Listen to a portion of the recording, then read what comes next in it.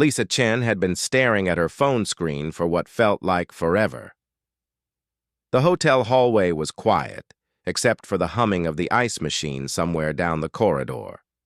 She was tired, really tired.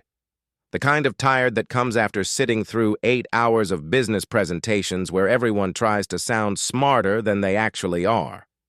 Her feet hurt from the new shoes she'd bought specifically for this conference, and all she wanted was to drop her heavy laptop bag, change into comfortable clothes, and maybe order some room service. She checked her phone one more time. Room 847. That's what Rebecca had texted her. Rebecca was her work friend, the only person who made these boring conferences bearable. They were supposed to meet up before heading down to the networking mixer in the hotel ballroom. Lisa hated those mixers. Standing around with a glass of cheap wine, pretending to be interested in what everyone did for a living, exchanging business cards she'd probably throw away next week. She knocked on the door, already rehearsing her complaint about how terrible the afternoon sessions had been. The door opened, and Lisa's words caught in her throat. This definitely wasn't Rebecca. A guy stood there, maybe in his late 30s, still wearing his conference badge from earlier. He had kind eyes and looked just as confused as she probably did. Can I help you?" he asked, his voice polite but clearly puzzled about why a stranger was knocking on his door. Lisa felt her face getting hot. She looked at her phone again, then at the number on the door. 947, not 847. She'd gone to the wrong floor completely. "Oh my goodness, I'm so sorry," she said quickly, already taking a step back. "I was looking for room 847. I completely went to the wrong floor. I'm so embarrassed." The guy smiled, and it was a genuine smile, not the fake kind people give at conferences. "Hey, don't worry about it. I did the exact same thing yesterday when I first got here. Took me 20 minutes to figure out why my keycard wasn't working. These big hotels all look the same, you know? Every hallway looks identical." Lisa laughed despite her embarrassment. "That makes me feel slightly better. I'm usually not this scattered, I promise. Long day of presentations, I guess." "Tell me about it," he said, leaning against the doorframe. "I sat through one guy's PowerPoint that had about 1,000 slides. Pretty sure he's still talking even though the session ended 2 hours ago." That made Lisa laugh for real this time. "Was that the digital marketing trends one? Because I was in that same session and I thought I was going to fall asleep standing up." "That's the one. I was in the back row, seriously considering a fake emergency phone call to escape." He extended his hand. "I'm David, by the way. David Park from the Portland office." Lisa shook his hand. "Lisa, Chicago office. And yeah, that session was brutal. I took about 3 pages of notes that literally just say engagement metrics over and over because I zoned out." They both laughed, and the awkwardness of the wrong door moment seemed to dissolve. David glanced down the hallway. "Are you heading to that mixer thing downstairs?" "I was just about to head down there myself. We could walk together if you want. Safety in numbers and all that. Those networking events are always awkward." Something about the way he said it, like he was just as uncomfortable with forced socializing as she was, made Lisa pause. Normally, she'd make an excuse and hurry away. But there was something easy about talking to David. Maybe it was because they'd already gotten past the embarrassing part. Or maybe it was just nice to talk to someone who seemed normal. "Sure," she found herself saying. "Just let me run to my actual room first. The real 847, not your 947. I need to dump this laptop before my shoulder falls off." "I'll wait here," David said. "Take your time." As Lisa rode the elevator down one floor, she couldn't help smiling. It was funny how life worked sometimes. 5 minutes ago, she'd been dreading the entire evening. Now she was actually looking forward to it, just a little bit. When she found her actual room and finally got inside, she caught her reflection in the mirror. Her hair was a mess from the long day, and her makeup had mostly worn off, but she looked happier than she had all day. She quickly freshened up, changed into a more comfortable dress, and headed back to the elevator. David was waiting in the hallway like he'd promised, scrolling through his phone. When he saw her, he put it away immediately. "Ready to brave the crowd?" he asked. "As ready as I'll ever be," Lisa said. They walked to the elevator together, and the conversation just flowed. They talked about the conference, about their jobs, about how strange it was to stay in hotels where everything smelled the same, and the art on the walls looked like it came from the same factory. David told her about Portland, about the coffee shops and the rain. Lisa told him about Chicago, about the winters and the lake and how she'd lived there her whole life. By the time they reached the ballroom where the mixer was happening, Lisa realized she hadn't thought about how tired she was even once. They got drinks from the bar, some kind of wine that tasted exactly as cheap as it looked, and found a spot near the windows away from the loudest conversations. "So what brings you to these conferences?" David asked. "Besides the amazing PowerPoint presentations and questionable wine?" Lisa shrugged. "Honestly, my boss thinks it's good for career development, but mostly I come because my friend Rebecca comes and we make fun of everything together. Makes it bearable." "That's the friend in room 847? "Yeah, though I should probably text her and tell her I'm already down here. She's probably wondering where I am." Lisa pulled out her phone and saw 3 messages from Rebecca. The last one made her heart sink a little. Rebecca had gotten food poisoning from lunch and was staying in her room. She wasn't coming to the mixer after all. Great. Now Lisa was stuck here alone. Well, not completely alone. She glanced at David, who was watching the crowd with an amused expression. "Everything okay?" he asked. "Yeah," Lisa said, deciding in that moment that knocking on the wrong door might have been the best mistake she'd made all year. "Everything's actually pretty good." The mixer turned out to be completely different from what Lisa had expected. Usually, these events felt like torture. Everyone standing in little groups, talking too loud, laughing at jokes that weren't funny, trying to impress each other with job titles and company names. But with David, it felt more like observing a show than being forced to perform in one. They spent most of the evening talking by the windows, watching other conference attendees network with varying degrees of success. David pointed out a guy who'd been cornering people all night, talking at them rather than with them. Lisa spotted a woman who kept checking her phone every 30 seconds, clearly looking for an excuse to leave. They made up stories about the other guests, silly things that made them both laugh. "See that guy over there with the red tie?" David said, nodding toward a man near the bar. "He's definitely not here for business. He's a secret agent tracking an international cheese smuggling ring. The conference is just his cover." Lisa nearly choked on her wine. "Cheese smuggling? That's what you went with?" "Hey, don't underestimate the black market cheese trade. It's a serious issue." David kept a perfectly straight face, which made it even funnier. "Okay, my turn," Lisa said, scanning the room. She pointed to a woman in a purple dress who was talking very seriously to a small group. "She's actually a famous mystery novelist doing research. Everyone here is a potential character in her next book. She's taking mental notes on all our awkward small talk." "That's actually kind of brilliant," David said. "If I were a writer, I'd totally come to these conferences for material. The dialogue alone would be golden." As the evening went on, Lisa learned more about David. He'd moved to Portland 3 years ago after his marriage ended. He said it matter-of-factly, without bitterness, like it was just something that happened. He'd wanted a fresh start somewhere new, somewhere that didn't remind him of everything that had fallen apart. Portland had seemed like a good choice. Different enough to feel like a real change, but not so different that he felt completely lost. "It was hard at first," he admitted, swirling his wine glass. "Being in a new city where I didn't know anyone. I threw myself into work, which probably wasn't the healthiest thing to do, but it helped, gave me something to focus on besides everything else." Lisa understood that more than he probably realized. She told him about her own situation, about Brian, her boyfriend of 4 years who'd broken up with her 6 months ago.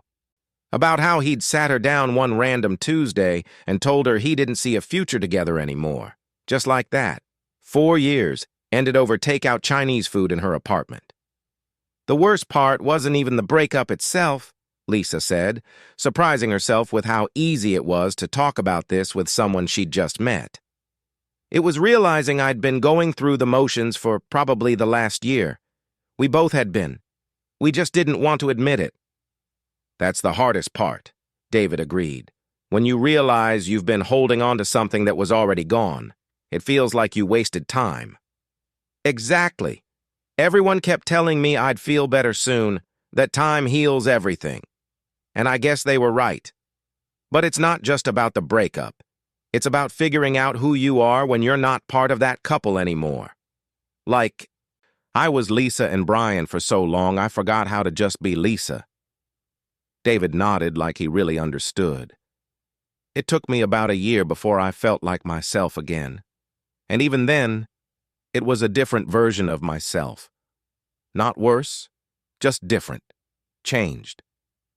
They talked until the mixer started winding down, until the crowd thinned out, and the hotel staff started giving those polite looks that mean they want everyone to leave. Lisa checked her phone and was shocked to see it was almost 11. Where had the time gone? The next morning, Lisa woke up earlier than usual. She had a presentation to sit through at 9, something about social media strategies. She grabbed coffee from the hotel restaurant and found a seat near the back of the conference room.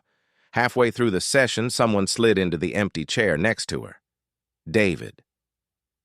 "Morning," he whispered. "Is it just me, or does every presentation start with the exact same introduction?"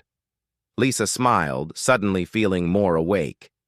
"And they all have the same first slide, the one with their company logo and some inspiring quote. They spent the session passing notes like high schoolers, making quiet jokes about the presenter's overuse of buzzwords and pie charts. When the session ended, they grabbed more coffee and found themselves at the same lunch table, continuing their conversation from the night before. It happened again at the afternoon break, and again that evening when neither of them felt like attending the optional dinner event. Instead, they found a quiet bar down the street from the hotel. It was one of those neighborhood places that clearly wasn't used to hosting conference people. The bartender seemed surprised to see them in their business clothes. They ordered beers and talked for hours, the conversation moving from light and funny to deep and honest and back again. Lisa told David about her mom back in Ohio, how she'd been getting sick more often lately, how the doctors were saying things that scared Lisa but that her mom kept brushing off like it was nothing. How guilty Lisa felt for living in Chicago, for not being closer, for focusing on her career while her mom needed her. David listened without trying to fix anything or offer empty reassurances. He just listened, really listened. And somehow that meant more than any advice could have. When she finished, he shared his own worry about his dad, who was getting older and more stubborn, refusing to accept help even though he clearly needed it. "It's strange, isn't it?" David said. "We spend our whole lives with our parents taking care of us, and then suddenly the roles start to reverse. But they don't want to admit they need help because they're still trying to protect us." "My mom does that," Lisa said quietly. "Every time I call and ask how she's feeling, she changes the subject. Asks about my work, or what I'm eating, or if I'm dating anyone. Anything to avoid talking about herself." They sat in comfortable silence for a moment, the kind of silence that only happens when two people really understand each other. Then David's phone buzzed. He glanced at it and smiled. "My sister just sent me a picture of her dog wearing a hat. Want to see?" The moment shifted, the heavy feelings lifting. They spent the next hour looking at pictures on their phones, sharing silly stories and laughing at old memories. By the time they left the bar, Lisa felt lighter than she had in months, maybe even years. The conference ended on Friday afternoon, and Lisa felt a strange sadness as she packed her suitcase in her hotel room. She'd come here expecting 3 days of boredom, of forcing herself to network and take notes she'd never read again. Instead, she'd met someone who made her laugh, who listened when she talked, who somehow understood things about her that she hadn't even fully understood herself. She and David had exchanged phone numbers on that last morning, standing in the hotel lobby with their suitcases beside them. They'd promised to stay in touch, the way people always do when they meet at conferences. But Lisa wondered if they actually would. Long-distance friendships were hard to maintain. People got busy, life got in the way. Maybe in a few weeks they'd stop texting. Maybe this would just become a nice memory of that time she knocked on the wrong door. But it didn't happen that way. David texted her from the airport, a picture of the worst airport sandwich she'd ever seen with the caption, "Why do I keep buying these?" She sent back a picture of her own terrible airport food. They texted on their flights home, sharing complaints about crying babies and cramped seats. By the time Lisa got back to her apartment in Chicago, they'd fallen into an easy rhythm of messages throughout the day. The texts continued over the next few weeks. Good morning messages, funny things that happened at work, pictures of their lunches, random thoughts about movies or books or the weather. Nothing deep or serious, just the comfortable back and forth of two people who enjoyed talking to each other. Sometimes they'd call in the evenings, talking while they cooked dinner or did laundry or just sat on their couches unwinding from the day. Lisa found herself looking forward to those conversations more than she wanted to admit. She told herself they were just friends, that the connection she'd felt at the conference was probably exaggerated in her memory. Hotels and business trips always felt separate from real life somehow, like whatever happened there existed in a bubble that couldn't survive in the real world. Then everything changed on a Tuesday in October. Lisa was at work when her phone rang. It was her brother Tom, and he never called during work hours. Her stomach dropped even before she answered. "It's Mom," Tom said, his voice tight. "She collapsed at home this morning. Neighbor found her and called an ambulance. She's at Memorial Hospital now. Lisa, it's not good. The doctors are saying her heart is weaker than they thought. They're talking about options, but none of them sound great." Lisa left work immediately, throwing things into her car, her hands shaking as she drove toward Ohio. The 3-hour drive felt like forever and no time at all. Her mind was racing with all the things she should have done differently. She should have visited more, should have pushed her mom to see better doctors, should have been there instead of focusing on her stupid career and her stupid life in Chicago.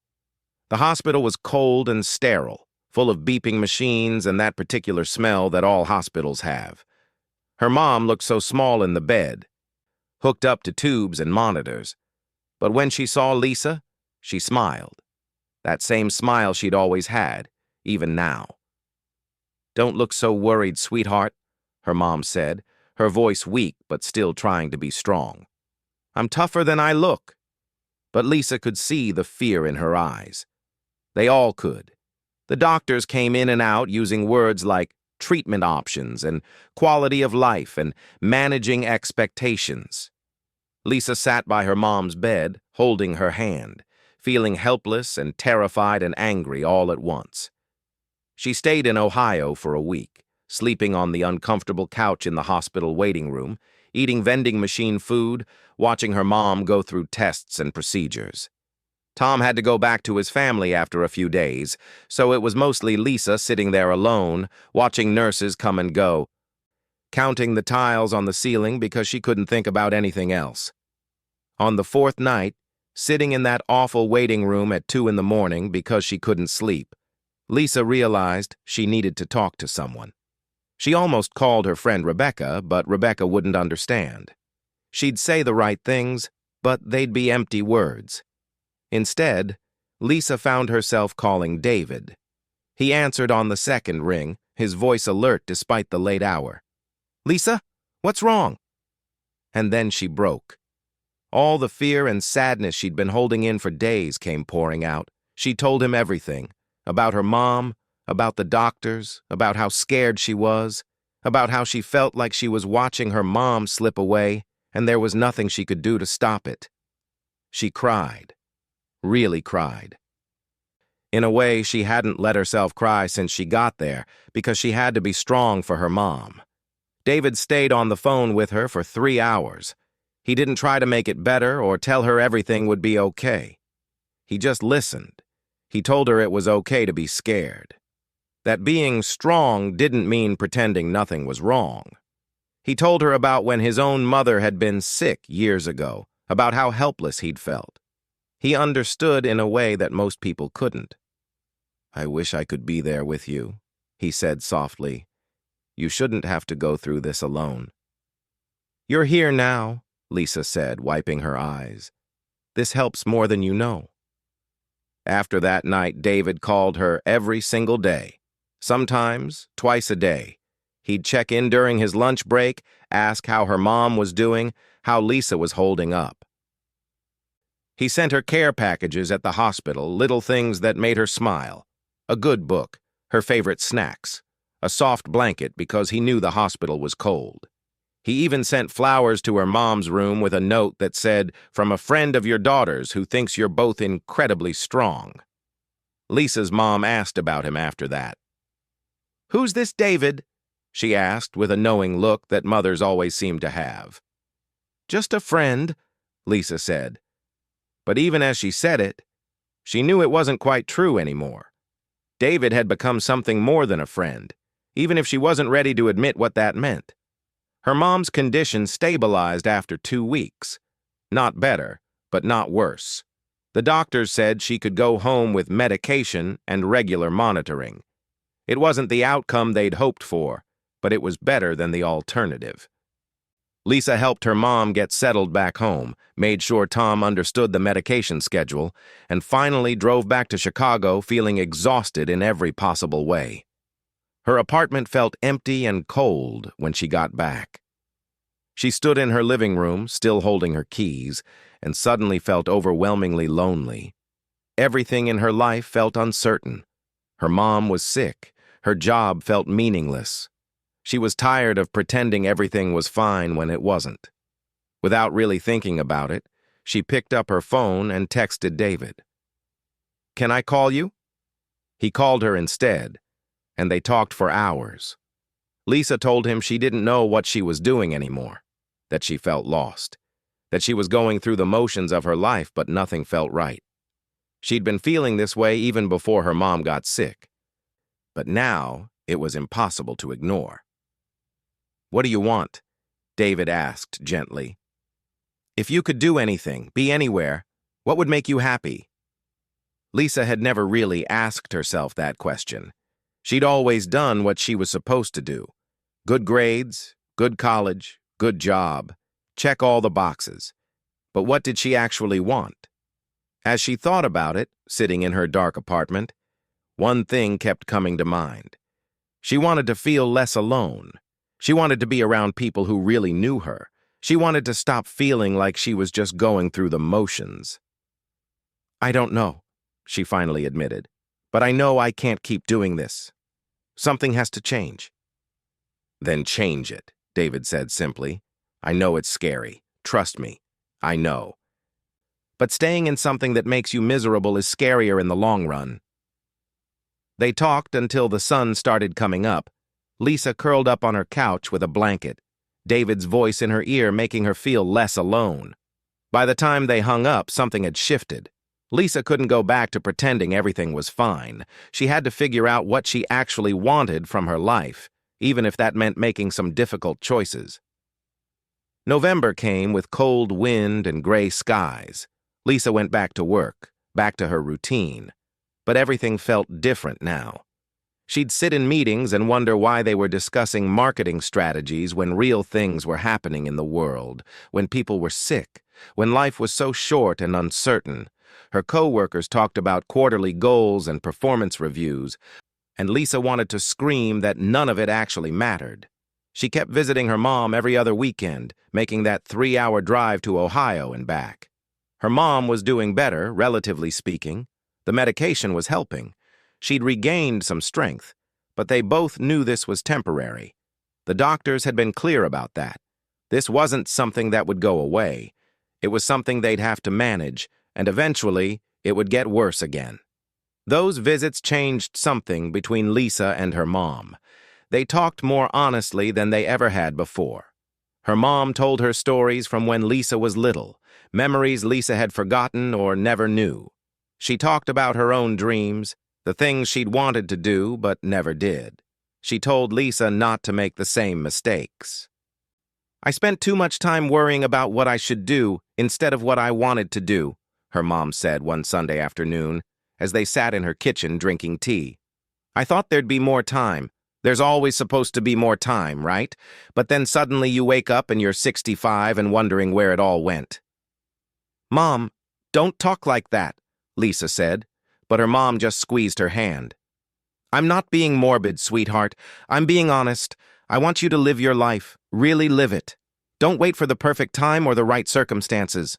Those don't exist. You just have to jump and hope you figure out the flying part on the way down."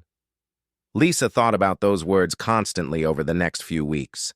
She thought about them during her long drives back to Chicago. She thought about them during boring work meetings. She thought about them late at night when she couldn't sleep. And she thought about them every time she talked to David, which was almost every day now. Their friendship had deepened into something neither of them was quite ready to name. They'd gone from texting a few times a day to practically constant communication. Video calls replaced phone calls. They'd talk while making dinner, David in his kitchen in Portland and Lisa in hers in Chicago, following the same recipe together. They'd watch movies at the same time, phones propped up so they could see each other's reactions. They'd fall asleep on video calls, neither wanting to hang up first. Lisa's friends started noticing. Rebecca asked about him one day over lunch. "So, who's this guy you're always texting? Every time I see you, you're smiling at your phone." "Just a friend," Lisa said automatically, but Rebecca raised an eyebrow. "Friends don't make you smile like that. Come on, tell me about him." So Lisa did. She told Rebecca about meeting David at the conference, about the wrong door, about how easy he was to talk to, about how he'd been there for her during the worst time with her mom, about how talking to him was the best part of most days. "Lisa," Rebecca said gently, "you know this is more than friendship, right? I can see it on your face when you talk about him. But we live in different states, and I'm barely holding my life together right now. My mom is sick. My job is draining. I don't even know what I want anymore. How can I start something with someone when everything else is such a mess?" "Maybe that's exactly when you should start something," Rebecca said. "Life is always going to be messy. There's never going to be a perfect time. Maybe this guy is good for you precisely because things are hard right now." Lisa wanted to believe that, but she was scared. She'd been hurt before. She'd watched her own marriage to routine and comfort with Brian fall apart. What if she opened herself up to David and it didn't work out? What if the distance was too much? What if they ruined the friendship by trying to be something more? But then in December, David asked if he could come visit her in Chicago. "I know things are complicated," he said during one of their video calls, "and I don't want to pressure you into anything. But Lisa, I miss you. I want to see you in person, not just on a screen." Lisa's heart raced. "I miss you too," she admitted, and saying it out loud made it real. She did miss him. Terribly. She missed his laugh, the way he looked at her like she mattered, the feeling of being truly seen by someone. "So, can I come visit? Just as friends, if that's all you want? No expectations? I just want to spend time with you." Lisa agreed before she could talk herself out of it. They made plans for David to come for a weekend in mid-December. Lisa spent the week before cleaning her apartment obsessively, changing her outfit 5 times before his flight landed, feeling like a teenager before a first date. When she picked him up from the airport, the nervousness disappeared the moment she saw him. He looked exactly like she remembered, and also somehow better. Real. Solid. There. He hugged her, and it felt like coming home. They spent the weekend showing each other their real lives, not the polished versions they'd shared on video calls. Lisa took him to her favorite coffee shop, the one with the grumpy owner who made the best lattes. They walked along the lake even though it was freezing, their hands shoved in pockets, breath visible in the cold air. They cooked dinner together in her actual kitchen, and it was even better than doing it over video call. They stayed up late talking on her couch, the conversation flowing as easily as it always had. On his last evening there, they sat watching the city lights from her apartment window. Lisa felt the weight of everything unspoken between them, all the feelings she'd been trying to ignore or rationalize away. David reached over and took her hand. And that simple touch said everything.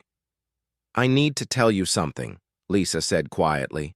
"I'm not good at this, at being vulnerable or admitting what I want, but I can't keep pretending this is just friendship. It stopped being just friendship a long time ago." David turned to face her, still holding her hand. "I know. For me too. But Lisa, I need you to know something. I'm not going anywhere. I know you're dealing with a lot right now with your mom and figuring out your life. I'm not asking you to have everything figured out. I just want to be part of it, whatever it looks like. But we live so far apart. How would this even work?" "I don't know," David admitted. "But I think we should try to figure it out. Because what we have, this connection, it doesn't come along very often. I'm tired of playing it safe. I did that in my marriage. Stayed in something comfortable even when it wasn't right anymore. I don't want to make that mistake again." Lisa looked at him, really looked at him, and saw everything she'd been afraid to hope for. Someone who saw her completely and didn't run away. Someone who made her want to be braver. Someone who felt like home even though he lived 1,000 miles away. "I'm scared," she whispered. "Me too," David said. "But maybe that means it matters." And then finally he kissed her. It was gentle and tentative and perfect. When they pulled apart, Lisa felt tears on her cheeks, but they weren't sad tears. They were relief, release. The feeling of finally admitting what her heart had known for months. They didn't have all the answers that night. They didn't know exactly how a long-distance relationship would work or what the future would look like. But for the first time in a long time, Lisa felt hopeful, like maybe her mom was right. Maybe you did just have to jump and figure out the flying part later. January arrived with snow and new possibilities. David went back to Portland after that weekend, but something fundamental had shifted between them. They were together now, really together, even if together meant hundreds of miles apart. They video called every night before bed. They sent each other care packages with silly things that made them think of each other. They made plans to visit back and forth every few weeks, taking turns making the trip. It wasn't easy. Long distance never is. There were nights when Lisa wanted nothing more than to curl up next to David on the couch instead of talking to him through a screen. There were moments of frustration when they couldn't share normal couple things like grocery shopping or lazy Sunday mornings. There were doubts that crept in during hard days, whispers of worry that maybe this was too complicated, too difficult, too uncertain.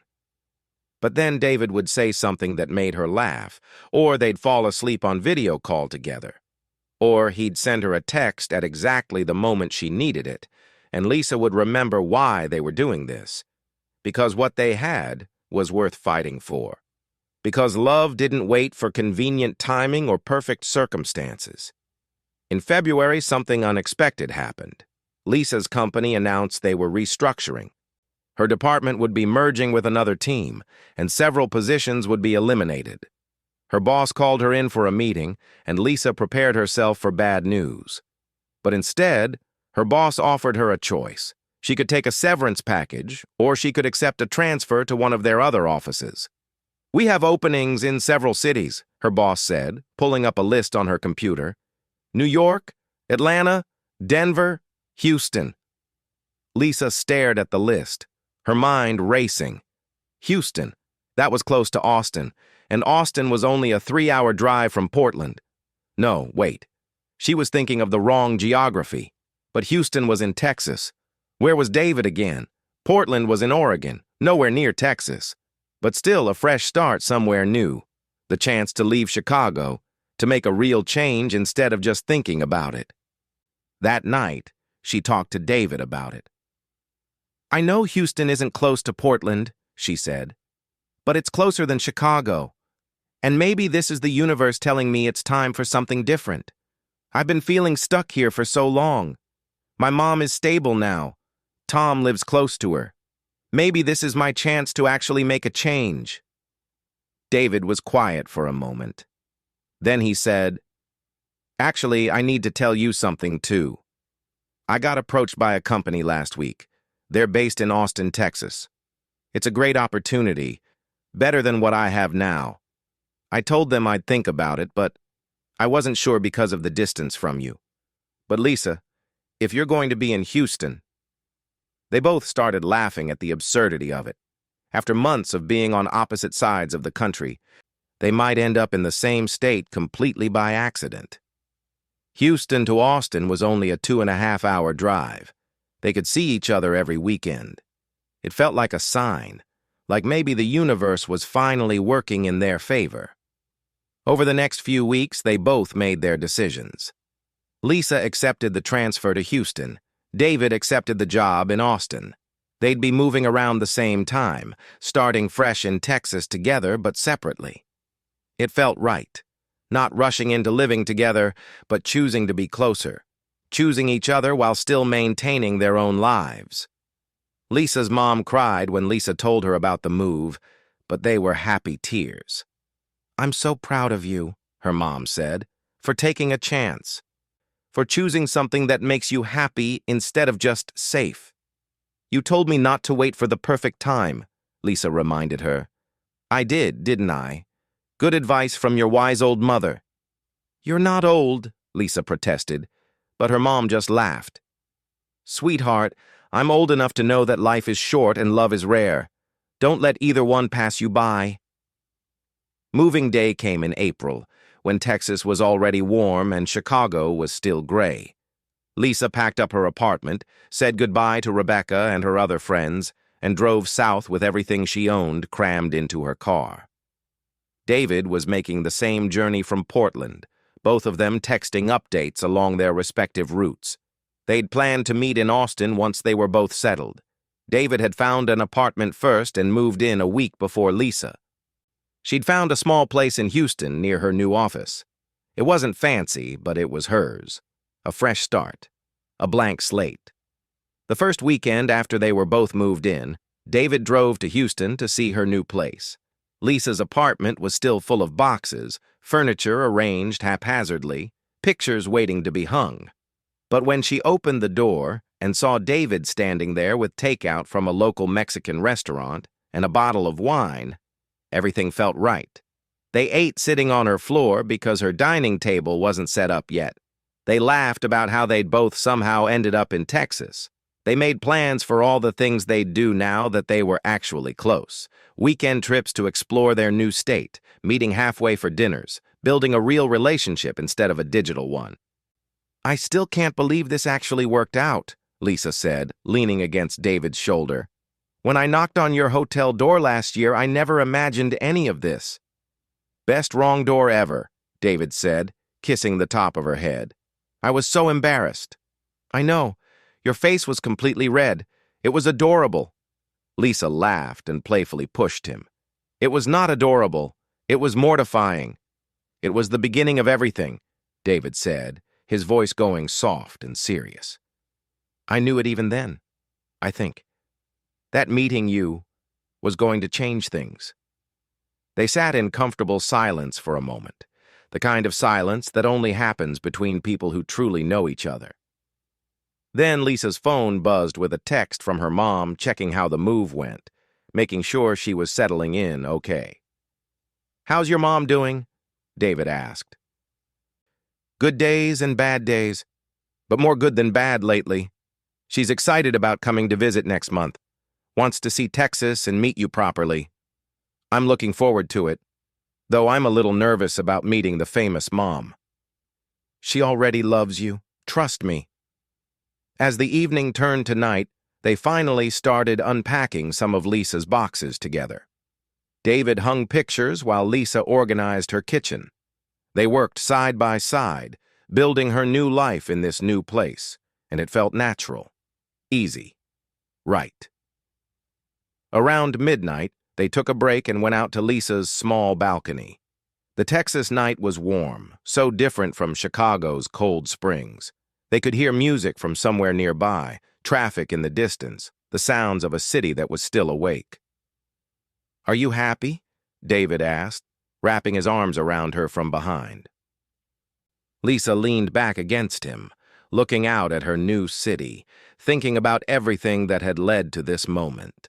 The wrong door, the difficult conversations, her mom's illness, the long months of distance. All of it had been hard. None of it had been according to plan. But somehow she'd ended up exactly where she needed to be. "Yeah," she said softly. "I really am." "No regrets about knocking on the wrong door?" Lisa turned in his arms to face him, seeing the love and humor in his eyes. "Not even a little bit. Turns out it was exactly the right door after all." They kissed under the Texas stars, two people who'd found each other by accident and chosen each other on purpose. The future was still uncertain. There would be challenges ahead, hard days, difficult moments, but they'd face them together. These two people who'd learned that sometimes the best things in life come from the mistakes we make and the chances we take. And it had all started with a simple wrong turn, a knocked door, and the courage to say hello to a stranger who would become so much more.